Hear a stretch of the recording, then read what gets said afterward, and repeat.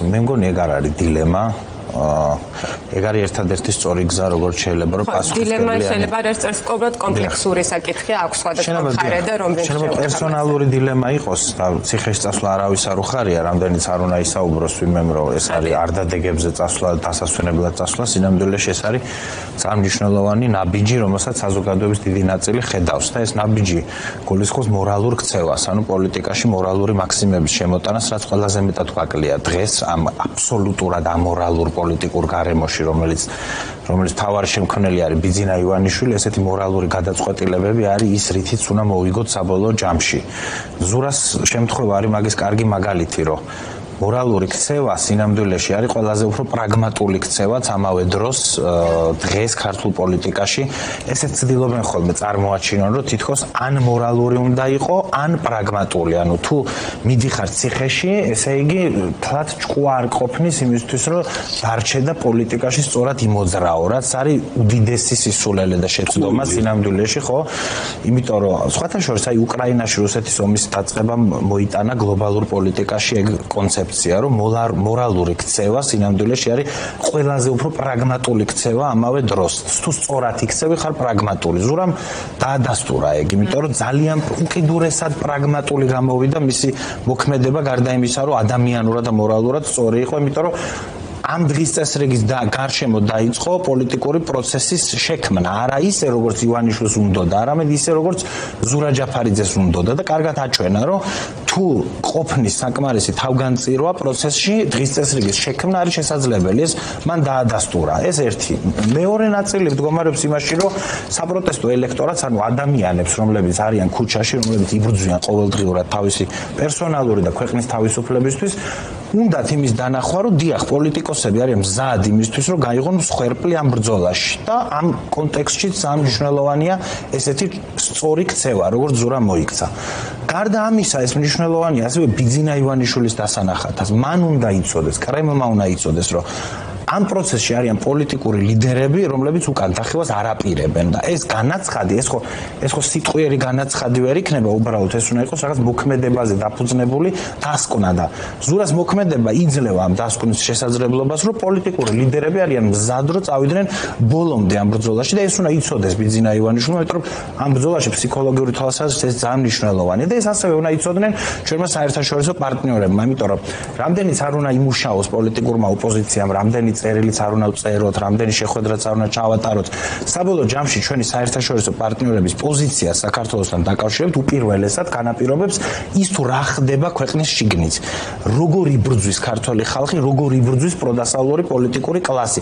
ამის მიხედვით ყალიბდება პოზიციები და თუ ჩვენი პარტნიორები ხედავენ, რომ აქ ხალხი იბრძვის, პოლიტიკური ლიდერები იბრძვიან არაფრის დათმობას, უკან დახევას არ აპირებენ, ბუნებრივია რომ მათი რეაქციებიც იქნება უფრო მყისიერი, უფრო მწვავე ივანიშვილისთვის. ამიტომ ეს ამბავი რაც ზურას გარშემო ხდება არის ჩემი შეფასებით ერთადერთი სწორი განვითარება როგორ შეიძლება პოლიტიკურმა ლიდერმა იმოძრაოს აი ამ ძალიან მძიმე პოლიტიკურ ვითარებაში, იმიტომ ჩვეულებრივ დემოკრატიულ გარემოში ბუნებრივია რომ ამ ტიპის თავგანწირვა საჭირო არ არის, მაგრამ რუსულ ავტორიტარულ სისტემაში ისეთი როგორიც საქართველოში დღეს არის ჩამოყალიბებული, ბუნებრივია რომ ასეთი ტიპის პერსონალურად მტკივნეული, მაგრამ პოლიტიკურად და მორალურად სწორი გადაწყვეტილებების გარეშე ამ ბრძოლაში გამარჯვება არის შეუძლებელი. ამიტომ უბრალოდ ამ პროცესთან დაკავშირებით არსებობს ალტერნატიული ხედვაც. რა არის ეს პროცესი სინამდვილეში?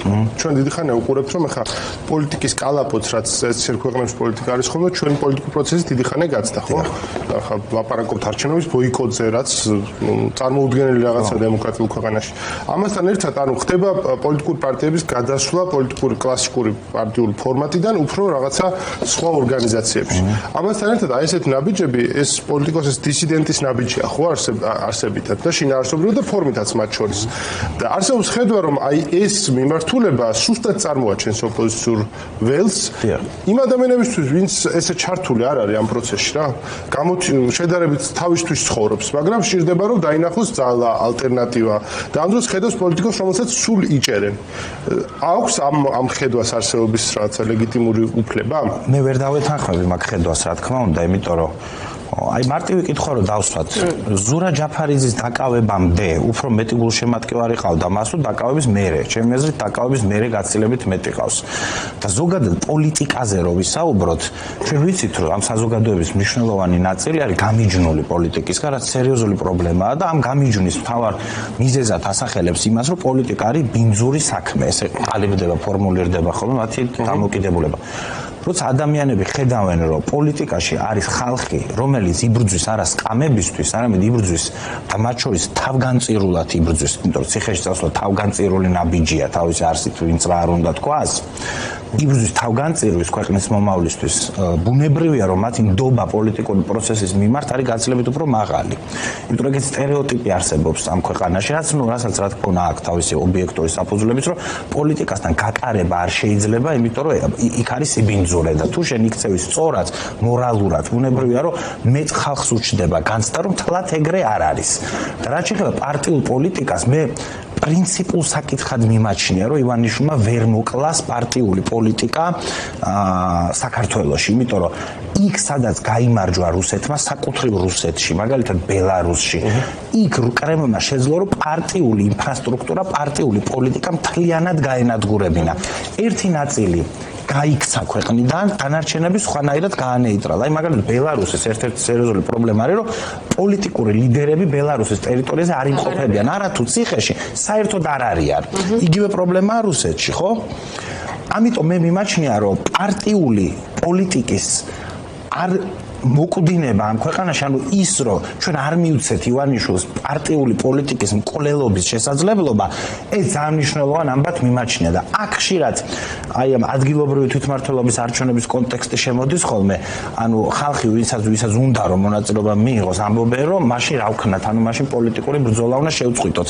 ბოიკოტირება მაგალითად ადგილობრივი თვითმმართველობის არჩევნებზე უარის თქმა, ან სხვა ტიპის მორალური ნაბიჯები, ციხეში წასვლა, არამც და არამც არ გულისხმობს, რომ შენ პარტიულ პოლიტიკაზე უარს ამბობ. პირიქით, მე მგონია, რომ ესეთი სწორი პოლიტიკური ნაბიჯებით ხდება პარტიული ინფრასტრუქტურის მშენებლობა, რაც რა არის საბოლოოში ადამიანები, ხო, ანუ ხალხის რაოდენობა, რომელიც შენ გენდობა, რომელიც შენ გადაწყვეტილებებს ენდობა და ესეთი ტიპის გადაწყვეტილებებით უფრო მეტი ადამიანი გენდობა, ვიდრე თუ შეყვები ივანიშვილს რაღაც პოლიტიკურ ხაფანგებში.